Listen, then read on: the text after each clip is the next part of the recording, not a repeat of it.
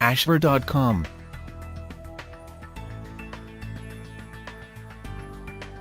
Hello and welcome to ashver.com. You are watching an interesting and informative video on best strategies for losing cellulite. Please read the disclaimer carefully. A woman's curse. Cellulite, the dimpled, cottage cheese look that is prominent around the buttocks and the back of the lower legs. Men do not seem to have it, but just about every woman has it to some degree. Because of this, most experts think that there is something different about cellulite as compared to fat, and they will recommend therapies that, in my opinion, are simply worthless. In this article, I will examine the theories and remedies typically offered, and then I will give the diet and exercise strategy that I found to ultimately lose the cellulite. Cellulite refers to the appearance of dimpled skin on the thighs, hips, buttocks and abdomen of most women and some men, too. Cellulite is most common in areas of fat deposits and is the result of the unevenness of this fatty tissue beneath the skin surface. Creams and lotions. The logic behind the use of creams and lotions is that these products can melt fat away, stimulate cell circulation, and get rid of toxins. I can tell you this, fat does not melt away. Fat is simply stored calories. If you have fat around your thighs, you need to lower your calories and move more to start getting rid of the fat there. Remember, visceral fat is used for energy first, so you need to be committed to a good diet and exercise program for quite a while to see fat loss. As for cell stimulation, how can they prove that? And what kind of cells? Fat cells? Skin cells? Muscle cells? The same goes for toxins. Do women accumulate different types of toxins than men? If not, why do toxins cause cellulite on women, but not men? This claim does not make sense. I find these claims dubious. I would not put much faith in lotions doing what these experts say. High-tech massage. According to WebMD, this is how it works. The procedure is known as endomology, a deep mechanical massage that combines cylindrical rollers and suction to affect the skin's connective tissue, stimulate blood flow and lymphatic drainage, and trigger what the developers say is the body's natural system for eliminating fat from cells. The author goes on to explain that it does work, but the results are temporary. One would need a monthly maintenance program to keep it under control at a cost of $300 to $500 a month. I find it hard to believe that simply massaging your muscles will make the fat disappear. There is 3,600 calories to a pound of fat, so massaging it will not get rid of it. The body needs to use it as energy to lose. Light devices. Light devices are supposed to work by using light energy to melt cellulite while mechanically massaging the skin to increase circulation and encourage drainage of lymph vessels. This is yet another claim that cellulite can be removed without exercise. Diet. There is merit here. Good nutrition will help the skin repair and grow, and proper nutrition can keep your calorie intake in alignment with calorie expenditure. It does not have to be complicated or draconian to work. Good common sense will go a long way. I will give greater detail about how to accomplish this below. Exercise. Yes, this is very important indeed. In my opinion, you cannot lose cellulite without it. More on that later. My strategy. My approach is a simple two-pronged approach. A good nutrition and exercise program. It has to be a plan you can incorporate into your hectic life. The menu has to be malleable to your specific life and schedule, and the exercise program cannot consume most of your time. But most of all, it has to work. I have created an exercise and eating plan that does just that. Nutrition. For many people, this is a very confusing topic. There are diet programs that work, but only for a short period of time. They are very hard to stick to, and we can't have that. You must enjoy your foods, and you cannot feel deprived.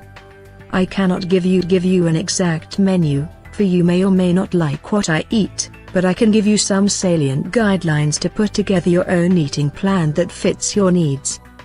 Having said that, here are the main considerations. Keep your calories under control. Cellulite is fat, that's all. With that in mind, you have to take in less calories than you use on a daily basis to tap into the fat stores, in this case, the cellulite. I have been remarkably successful with our women clients eating between 1,500 to 1,700 calories a day. Fat loss happens. The cellulite becomes less noticeable. Eat high-quality protein. This means lean meat, fish, chicken, and I will also include nuts here too. Eat plenty of vegetables. This is obvious, but often overlooked. Keep your carb intake low. This includes not only pastries and sodas, but even the types of carbohydrates that are considered healthy. Specifically, I am talking about rice, beans, potatoes, pasta, and bread. All of these carbohydrates will fill up the glycogen stores. To tap into the fat stores, you need to have your glycogen stores depleted. This will turn your body from a sugar-burning machine to a fat-burning machine. Truthfully, I find fat loss on my clients and myself happens faster this way. Do keep in mind that calories do still count, but cutting carbs makes it easier for the body to tap the fat stores. As a guideline, if you want to lose a lot of body fat, keep your daily total intake of carbohydrates under 100 grams. 50 grams a day or less would be even. Stay away from heavy sauces. Use lemon, lime, and vinegar, the many varieties to choose from, along with various spices to season your foods. Limit your alcohol to 1 to 2 drinks a week. During holidays, you may double that, but cut it back as soon as the holidays are over. Exercise. Exercise is where I take a different approach than most fitness professionals. The general consensus for the best exercises to remove a cellulite are a good aerobic program such as treadmill running or biking, and butt lifting exercises. Movements such lying hip extensions, kneeling and kicking a leg back, and so forth are common. I will not deny that these exercises work the butt muscles, but they will not tighten up the butt muscles and make them rounder. Why? Because the exercises are not intense enough. By design, they can never be intense enough. To understand better about what I will soon be recommending exercise-wise, I need touch on a couple of physiological concepts, understanding the science of the function of living systems. In particular, I will discuss briefly the difference between the slow twitch and fast twitch muscle fibers, and the size order of recruitment. Slow twitch and fast twitch muscle fibers. There are, throughout our entire body, slow twitch and fast twitch muscle fibers. Fast twitch fibers are broken down into further subcategories, but for our purpose here, we will consider fast twitch fibers as a whole. Our bicep muscle, for example, has a combination of both slow twitch and fast twitch fibers. Slow twitch fibers produce low levels of force and can do that for a very long time. They do not fatigue very easily. They are the endurance fibers. Doing long bike rides or jogging long distances works primarily the slow twitch fibers. One other feature that sets slow twitch fibers apart from fast twitch fibers is the size. Slow twitch fibers are smaller. This is important to keep in mind, more on that below. The fast twitch fibers, on the other hand, produce large amounts of force for a short period of time, and then they fatigue. They also take a lot longer to recover between exercise sessions. Strength training, powerlifting, and kettlebell work are examples of exercise programs that work the fast twitch fibers. The following statement is the take-home message about slow and fast twitch fibers. Through exercise, slow twitch fibers cannot change shape, but the fast twitch fibers do. In other words, if you want a more lifted butt, more definition on your arms, or to achieve more of an hourglass shape that women covet, you need to train the fast twitch fibers. More on that in a minute, but let me talk about the size order of recruitment. The size order of recruitment principle means that whenever the muscle is called on to create force, it will always recruit the smaller fibers first, and only what it needs to get the job done. Let us go back to the bicep as an example. If you lift something light, such as a glass of water, the body will only call into play the smaller, slow twitch fibers to do the lift. Since these are endurance fibers, they can recover quickly, so you can lift and lower the glass all you want without fatiguing. If you add, let's say, 20 pounds and try to lift it, the slow twitch fibers cannot produce enough force to do it. The body will have to call on the fast twitch to assist the slow twitch fibers in the lift. The slow twitch do not turn off and the fast twitch turn on. The slow twitch are still assisting the fast twitch fibers. Every time you lift and lower the weight, with good form. This is imperative, you recruit more and more fast twitch fibers to continue the movement. As the fast twitch fibers get called on, they, in essence, are stimulated. A demand is placed on them, causing them to get stronger and more shapely during the recovery phase between works. So, in my opinion, if you want to see your cellulite minimized, or even completely gone, you need to train your butt muscles hard, and be progressive with your weights. The how-to part of exercise. I'll start with the good news. You do not have to do very much exercise to see the cellulite go away. Truth be told, I recommend only 3 30-minute workouts and only 3 30-minute workouts a week for best results. The bad news? You have to work hard. To get to the fast twitch fibers, you really have to fatigue the muscle you target. Here is the basic exercise plan.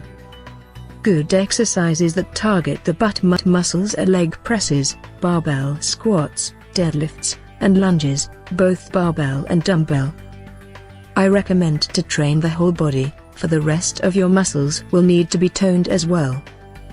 Do 1 set per body part: legs, upper back, chest, shoulders, arms, and core.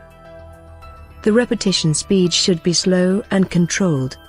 I found that you do not need to go really slow, nor do you want to go fast either. Do not lock out at the top of the repetition or fire out of the bottom. Just nice and smooth tempo throughout the rep. Use a range of between 8 to 12. Start with light weights to get the feel of the exercise and the end form down. Doing 10 reps to start your training program with should feel somewhat easy. Every workout, increase either your amount of weights, or the amount of reps you do. For example, if you did 12 reps with 15 pounds, do 17.5 pounds for 10 reps the following workout. The workout after that, do 12 reps with the same weight, and then increase the weight a little bit your next workout. Be conservative, but consistent with your progression. After a few weeks, it will be difficult to continue progress. That's okay. Train hard and take note of what you did. For example, if you did 8 reps with 30 pounds, but could not finish the 9th rep, try as hard as you can maintaining form. If you cannot finish, note what you did. Wait at least 48 hours in between workouts. Try the same weight again, and see if you can get 1 more rep than the last time. More often than not, you will be able to do so. The body will get stronger. Eventually you will get to 12 reps again. A little bit more for the next workout, and start the whole process again. Move as quickly as you can between sets, but make sure you can do another hard set before you begin. Keep your workouts to 30 minutes or less. Do between 8 to 10 total sets. Design your workouts to what you like, but make sure you use one of the leg exercises I recommended above. That's basically it. Do short, hard training sessions, and within 6 months you will see a big difference. your cellulite will be greatly diminished, or even gone. I have noticed from training my female clients that when they got to around 450 to 500 pounds, yes, women can and do get that strong, on leg presses, the cellulite was way down. Keep in mind that your legs will get very strong. Your upper body will not keep pace. This is to be expected. The legs and butt are very large muscle groups, and can produce a lot of force. In general, your lower body will be about 3 times as strong as your chest or back. For example, when you can do a 400-pound leg press, you will most likely be proof. I am sure you heard it all before, but when you tried the other programs you were a bit disappointed with your results. I understand that, and even though this program works, it isn't for everybody. All I ask is that you give it your best effort for 3 months. If you do it right, you will see some cellulite loss. As for proof, here it is. The photo to the right, and the one at the top of the page, was taken by me about 1 month ago. These are photos of my wife who does the diet and exercise routine I outlined above, and I have to note that she also does no aerobic training. To drive the point home even more, she is also 53 years old. You can't beat that. Denouement. Cellulite is the curse of women. Men do not have that issue. It is largely due to how women store body fat and the thinner skin women have compared to men. This does not mean women have to resort to expensive treatments that are dubious and costly. An efficient strength training program, coupled with a low-carbohydrate diet, will reduce your cellulite dramatically. Give this program a try for at least 3 months. You will be pleasantly surprised. Thank you for watching this video. This channel offers motivational, inspirational, valuable and informative videos to soothe, cleanse and inspire your health, mind, body and spirit. You can find lot of interesting videos on wide range of topics here. Stay tuned and keep watching.